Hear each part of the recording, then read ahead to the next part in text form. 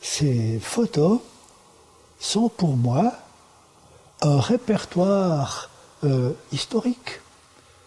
C'est exceptionnel, parce que vraisemblablement, à Grandson, j'avais une vingtaine de contemporains. Mais je suis le seul à avoir eu quelqu'un de la famille qui, primo, avait un appareil de photo, secondo, un appareil de qualité. Ce genre de photo, dans l'entourage, disons, oui, de mes contemporains, personne ne pouvait bénéficier d'un tel privilège. La photo montre que, très certainement pour mon papa, la réception visuelle de ce qui l'entourait ne correspond pas du tout à ce qu'était la mienne. Étant donné la différence d'auteur, lui, il a 1 mètre de plus pour ses yeux, et puis il voit des pieux. Et moi, je vois une forêt. Alors, cette forêt, elle est mythique, d'une certaine manière, parce que elle a disparu matériellement, et puis moi, je l'ai encore en photo. C'est extraordinaire, hein? Vous avez les pilotis qui vous arrivent à la hauteur des yeux. Tandis qu'après, alors, ça a été tout à fait différent. Le bord du lac est devenu un camping. Aujourd'hui, c'est devenu absolument un autre monde qui ne m'intéresse pas du tout. Parce que ça n'a plus de valeur. J'ai l'impression que le fait que l'eau était plus haute précédemment, que l'eau a baissé, on en a la preuve ici, a provoqué la fusion du bois. Dans les années 42-43, encore, hein, je n'ai plus vu les pilotis sur Terre, mais en allant nager, il fallait que je me veille de ne pas me cogner aux pilotis qui étaient sous-marins. Ils existaient encore. J'ai l'impression que pratiquement tout a disparu. Alors c'est un monde assez extraordinaire qui, en quelques années, s'efface complètement. Alors, le menhir il est tellement bien situé. Il est au-dessus de la ville, on sort du brouhaha, si j'ose dire, il n'y a plus aucun bruit, il passe de temps en temps quelque chose, et ça monte tout le long. Alors, si on veut y arriver, il faut prendre la poussette, sinon alors on prend tout l'après-midi. Voilà. Hein. Je ne me souviens pas d'avoir été joué, je me souviens, étant adulte, d'avoir refait ce parcours en souvenir de mon enfance. Parce que ce menhir, on a une autre relation avec lui, tout simplement parce qu'il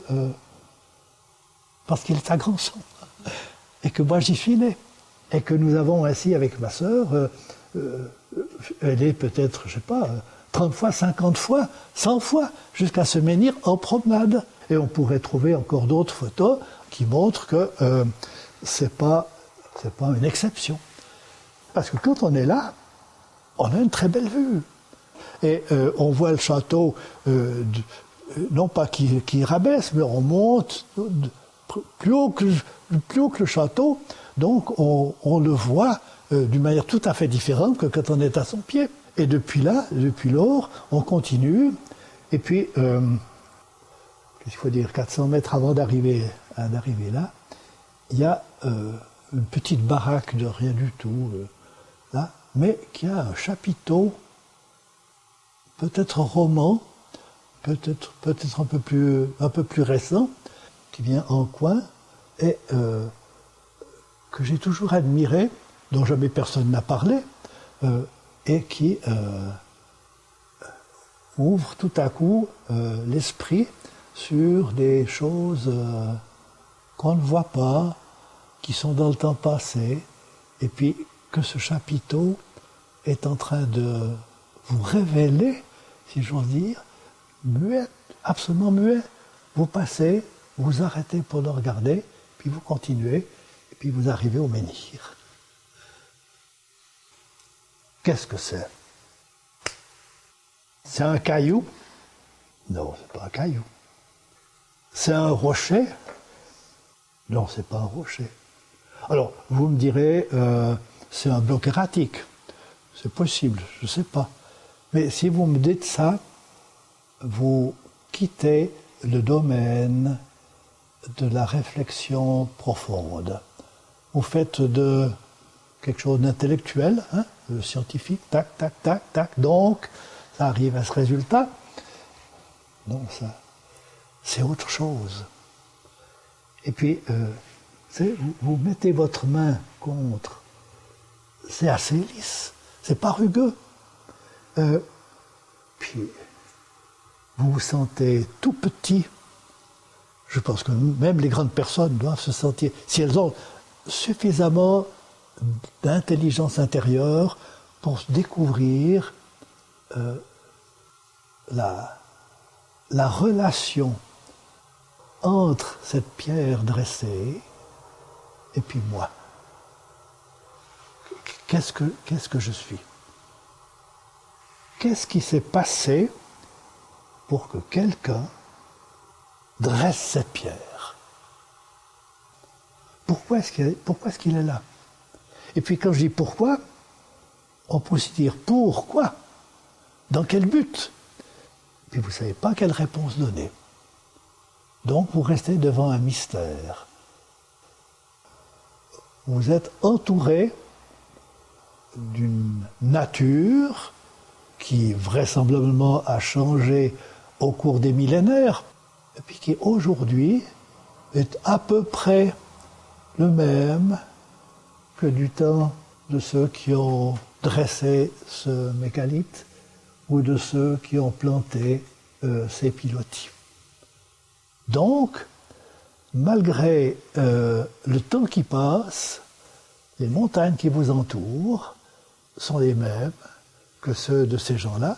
Donc ces gens-là, d'une manière ou d'une autre, ils sont des compatriotes ou ils sont des contemporains. Même s'il y a 3000 ans c'est pas ça qui est important.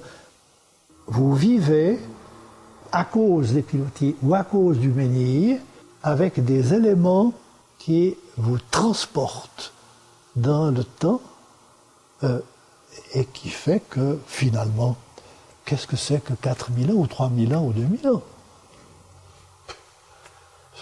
C'est une paille. Alors, il y a une relation d'ordre psychologique qui se produit entre l'environnement, le paysage, les éléments que l'on voit encore ou que l'on ne voit plus, mais dans lesquels nous sommes plongés. Et puis, je suis aujourd'hui celui qui a le privilège, qui a le plaisir aussi, hein, parce que c'est un grand plaisir de pouvoir dire, vous vous rendez compte, hein, ces pilotis, ce menhir, ce sont des choses qui font partie de ma vie